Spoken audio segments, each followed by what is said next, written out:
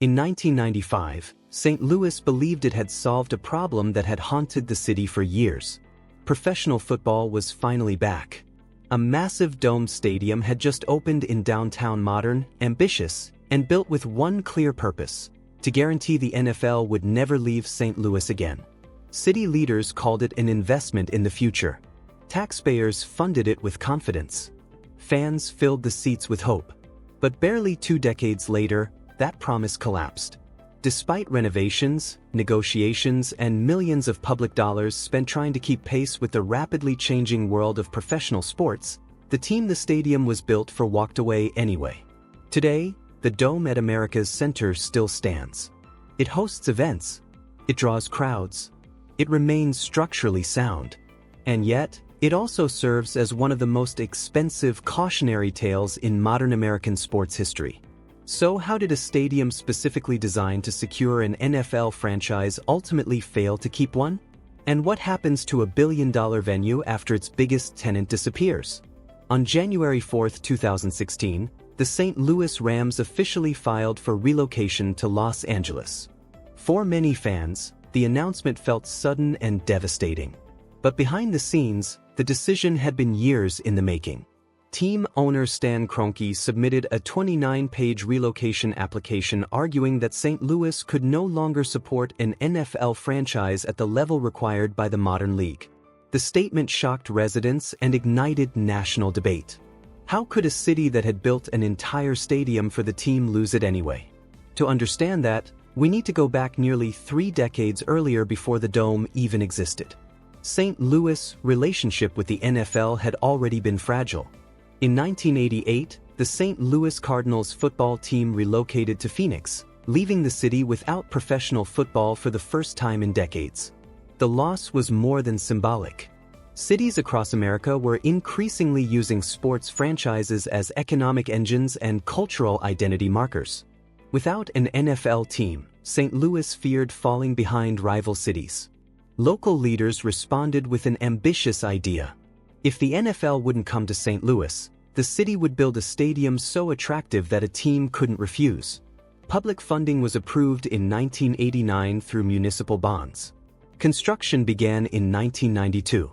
The stadium was designed not only as a football venue but as an expansion of the city's convention center, ensuring year-round usage. Architects intentionally gave the exterior a traditional look, using brick, limestone, and sandstone-colored concrete to match historic downtown buildings.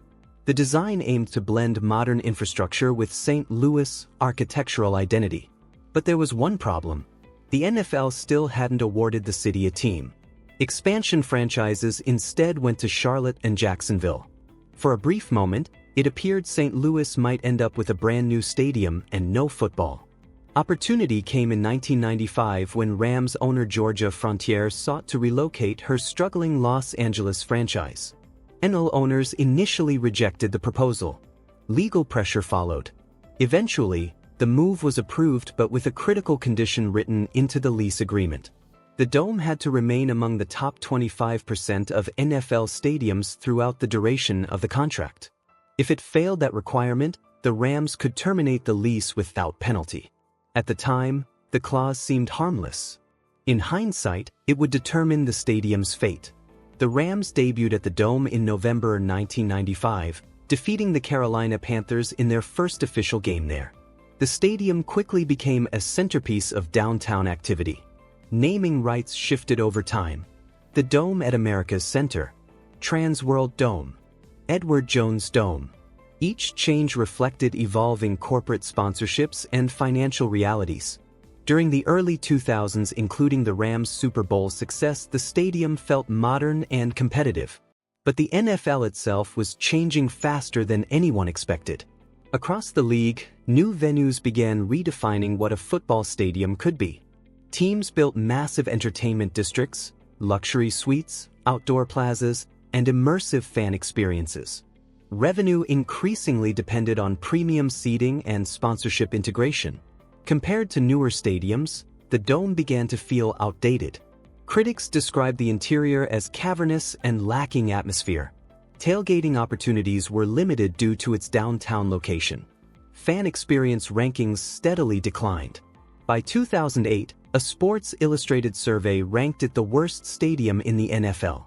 Even Renovations couldn't close the gap. City officials attempted upgrades. New HD scoreboards. Premium hospitality zones. Locker room relocation. Updated branding and colors.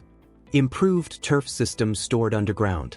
A $30 million renovation in 2009 modernized portions of the facility. But expectations had shifted dramatically. The issue was no longer maintenance, it was competitiveness. And the lease clause loomed closer.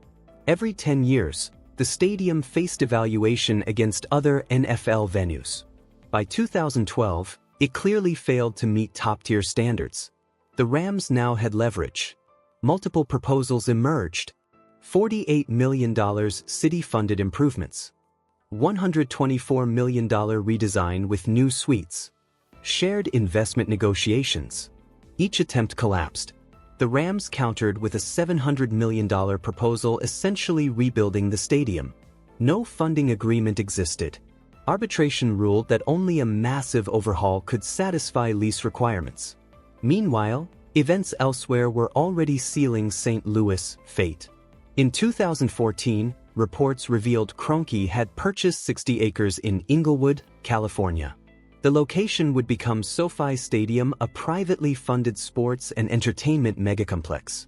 By early 2015, approvals moved forward rapidly. St. Louis proposed a new riverfront stadium in a desperate attempt to keep the team. The NFL dismissed it as outside agreed processes. Momentum had shifted permanently. On December 17, 2015, the Rams played their final home game in St. Louis. They defeated the Tampa Bay Buccaneers 31-23. Weeks later, relocation became official. The Edward Jones naming deal ended immediately. The building returned to its original identity, the Dome at America's Center, a stadium without an NFL team.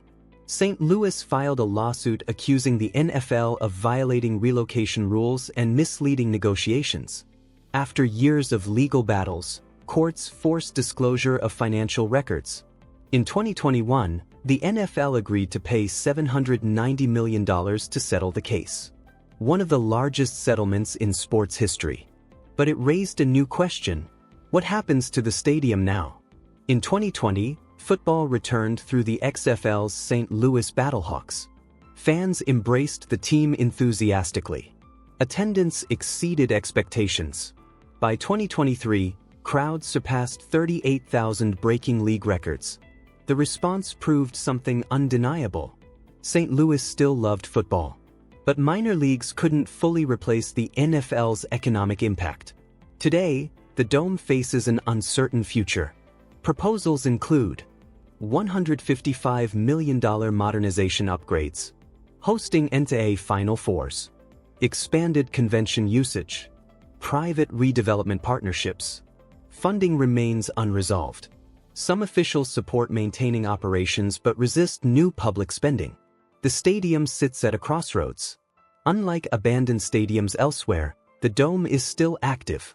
Conventions continue. Events draw visitors. But its story has become a case study in sports economics. Building a stadium does not guarantee a franchise. And public investment cannot always compete with private megaprojects. The Dome at America's Center wasn't a structural failure. It was a strategic one. Built to secure the future, it struggled to adapt to a rapidly evolving league. Yet its story isn't finished. Because even after losing the NFL, the building remains part of St. Louis' identity, waiting for its next chapter. Sometimes megaprojects don't fail because they collapse. They fail because the world changes faster than they do.